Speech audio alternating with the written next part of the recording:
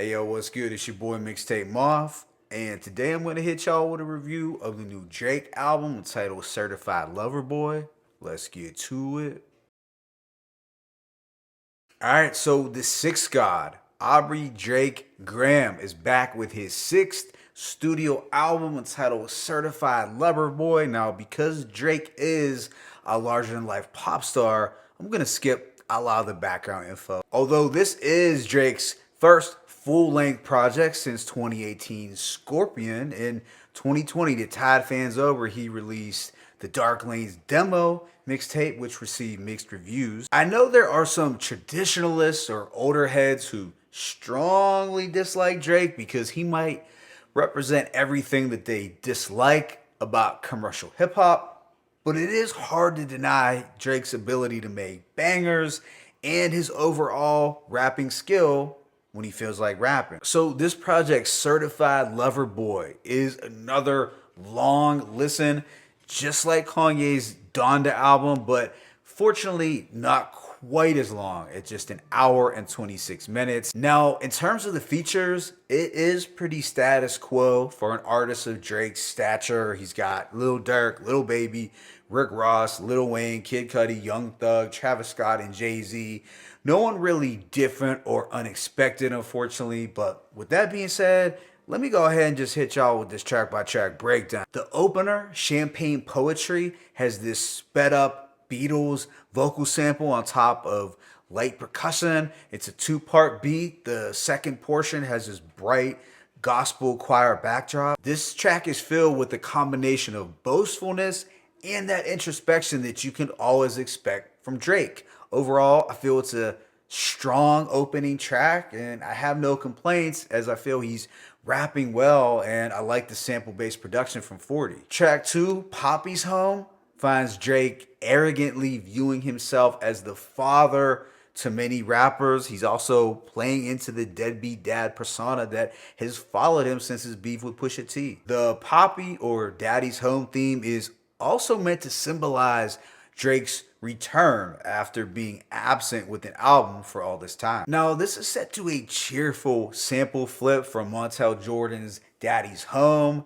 I feel it's a solid track that shows Drake's knack for slick talk and braggadocio, and it also shows us that Drake really can't miss when rapping on top of sped up 90s R&B songs. Now, track 3, Girls Want Girls, is the first letdown on the album very early in the track list. This has a dull synth beat and some of the corniest lyrics, no question. Drake says at least 3 times on the track, yeah, say you a lesbian girl, me too. First off, what kind of grown man says some sucker shit like that to get a girl? I mean, I could expect that from a 5th grader or a middle schooler to say and think the shit was funny, but not only was that line super cringy, but the production also felt pretty generic. Now, Lil Baby's feature was solid, but even his verse couldn't save this track from being an embarrassment. It was a flat out horrible song. The following track, In the Bible, featuring Lil Durk, has Drake rapping about hypocritical women who judge him, yet go out and turn up all week.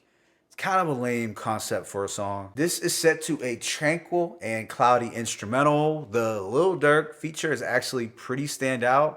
He mentions being a Muslim and following the Quran, which I had forgotten completely about. And I wonder if Lil Durk ever thinks that his savage Chirac ways might contradict with the message in the Quran. I can't say this is a favorite, but it is way better than the previous song. At least the album didn't take a complete nosedive after Girls Want Girls. Next is Love All featuring Jay-Z. This has an airy and melancholic instrumental that works well with the introspective theme of the track. Drake talks about betrayal and falling out with friends. He is pouring out his soul, which was cool, but he does get overshadowed by Jay-Z, who gives us one of his best verses out of the recent collection that he's given us. He's rapping on beat and appearing less lethargic. Jay can be seen as giving out some OG talk and dropping gems like, best thing I can do is not build with you when I could destroy you. That takes some discipline. Then there is the sharp, you know the price of everything, but the value of nothing.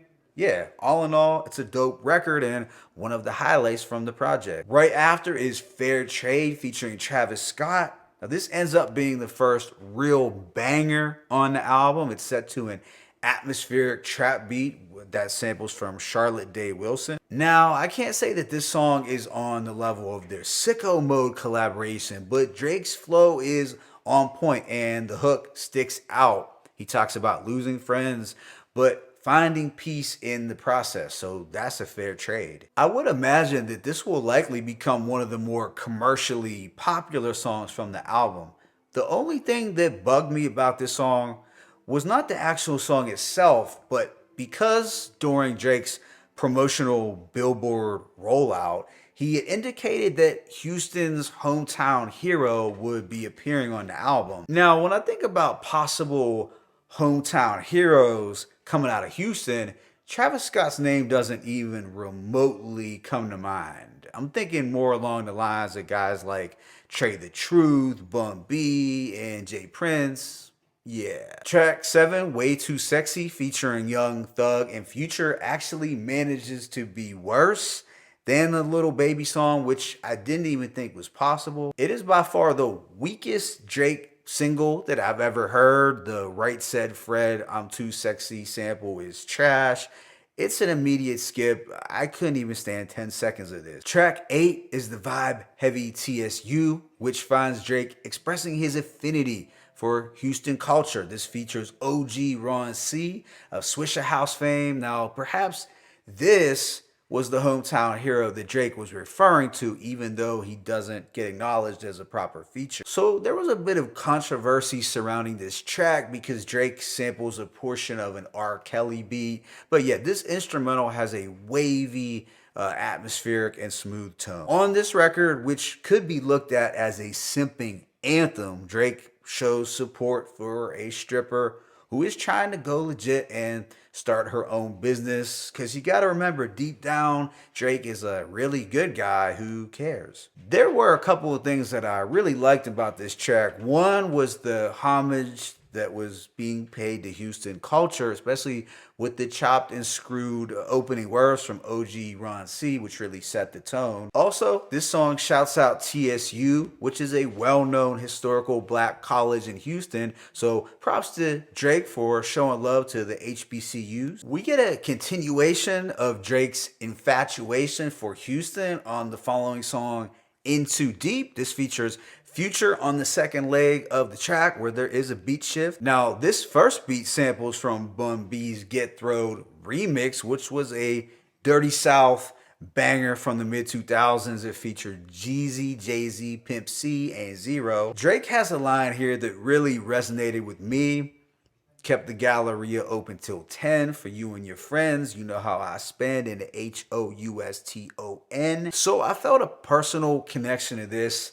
Not because I like to go tricking at the Galleria like Drake, but because it is a dope mall if you still like to go to malls, and it's one of the must things to do if you visit Houston. You know, you got to go check out the Galleria at least once. The second portion of the song featuring Future takes on a different vibe sonically, as this darker trap beat feels like an extension of the What a Time to Be Alive era. I feel it's one of the best songs on the album, even though I would have liked if Drake rapped instead of sang, and I also would have liked if they got Zero and Bun B as a real feature. It was only right given the Get Throw sample. Track 10 is a relationship track that has a soulful backdrop with stacked vocal harmonies. The crooning from Drake didn't do a whole lot for me, if I'm gonna keep it a buck. In fairness, it's probably not a bad song, but I didn't find it too interesting for my ears. Then again, I'm more into Drake rapping than Drake singing. Immediately after is the Yebba's Heartbreak interlude.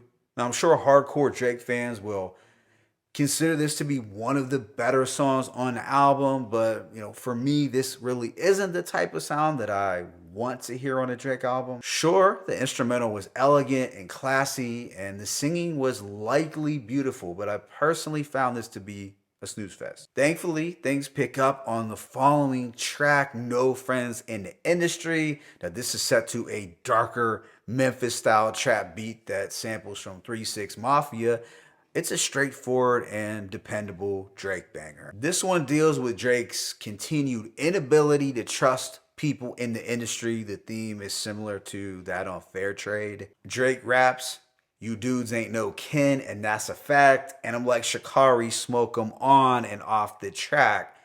Now, I'm sure in the coming months we will hear more Shikari bars from rappers, but hopefully they don't become as predictable as the COVID 6 feet or the masked lines. But yeah, this was a dope song as I like Drake on this darker style of production, and the 3 6 Mafia sample made it pop. Speaking of 3 6 Mafia, the next song, Knife Talk, contains a sampled verse from the legendary Project Pat. So I had hoped that Drake would have actually gotten a new verse from Project Pat, but I guess this sample will do for now. Hopefully it does result in more streams and downloads for the Memphis OG. This track has a menacing piano beat from Metro Boomin. It's eerie and fitting for the 21 Savage feature, who takes on Project Pat's unique flow. Yeah, overall, dope track that I plan to revisit. Now, track 14, 7 a.m. on Bridle Path, is a continuation of Drake's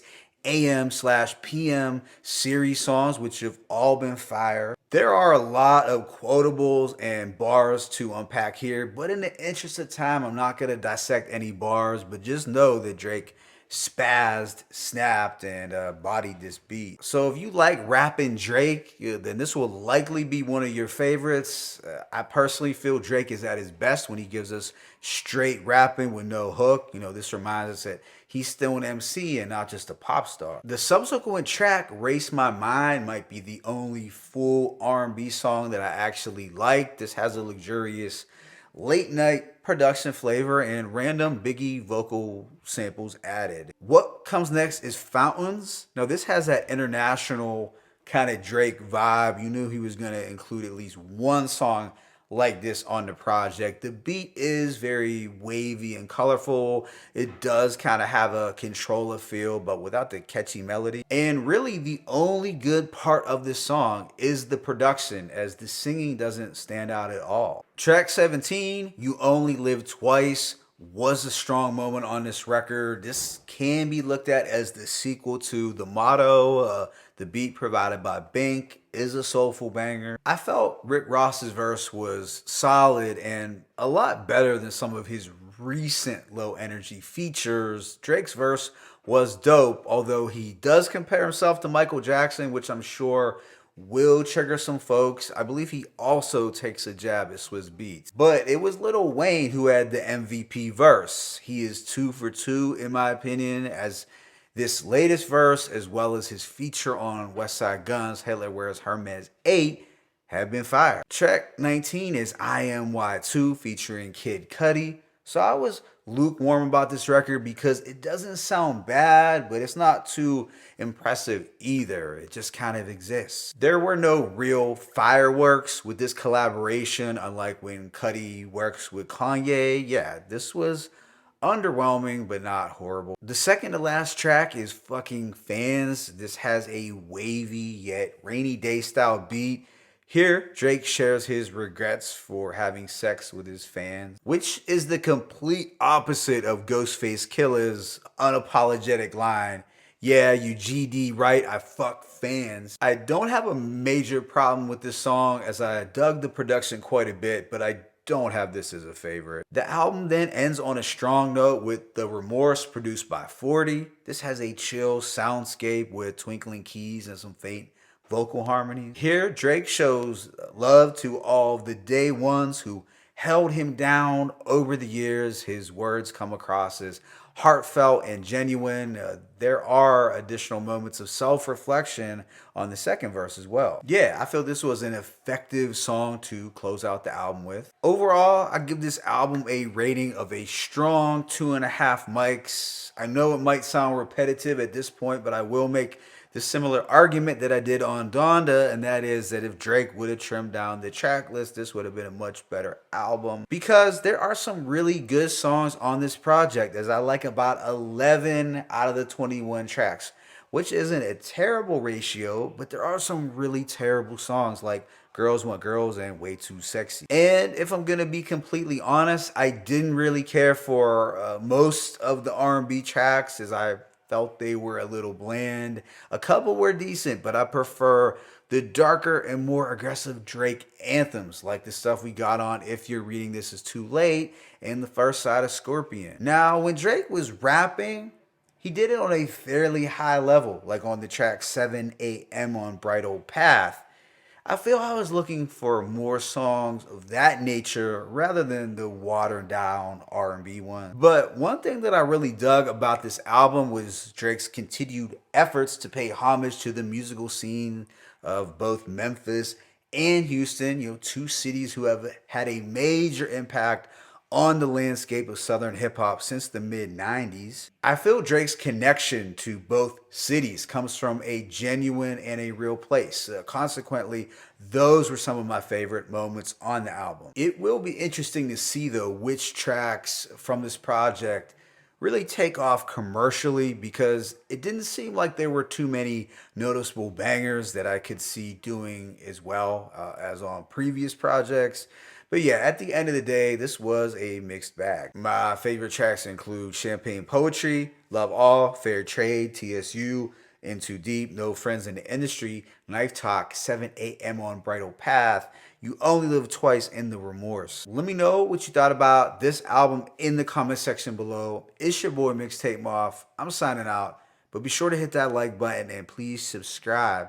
As always, it's peace and blessings. Drake, Certified Lover Boy 1.